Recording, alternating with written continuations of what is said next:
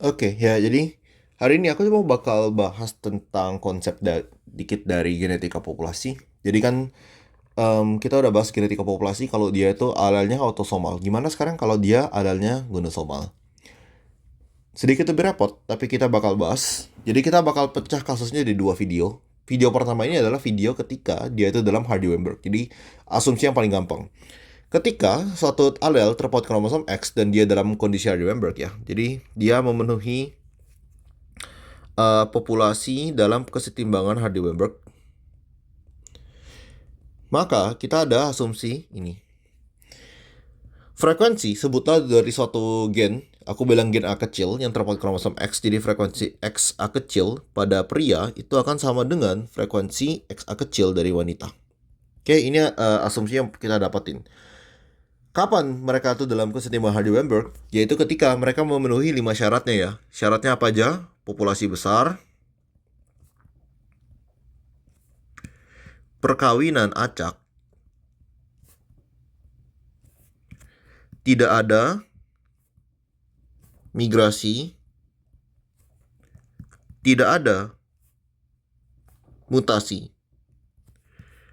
tidak ada seleksi alam. Terus syarat yang terakhir adalah sebenarnya ini tambahan aja. Rasio pria dibandingkan wanita harus mendekati 1:1. Jadi jumlah pria wanitanya harus dekat 1:1. Kita coba bahas soal aja ya. Misal ya, kita ada populasi. Populasi 2.000 orang dalam Hardy-Weinberg. Ternyata 40 pria menderita buta warna.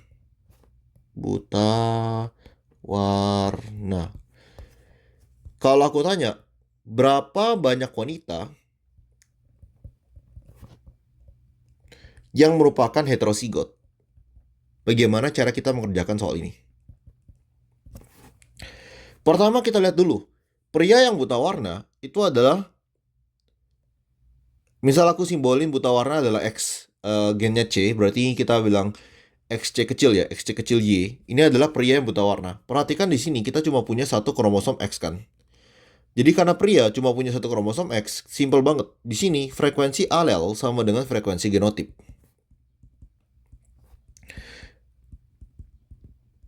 Karena dia cuma punya satu aja. Ingat ya, rumus awalnya kan tadi P plus Q sama dengan 1, terus kita kuadratin kedua sisi kan. Kenapa kita kuadratin? Karena kita ada dua alel. Makanya kita dapat P kuadrat tambah 2PQ tambah Q kuadrat sama dengan 1.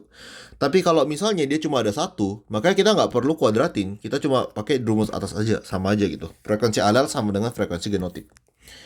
Jadi frekuensi alel aku bilang F X C kecil sama dengan frekuensi genotip berapa?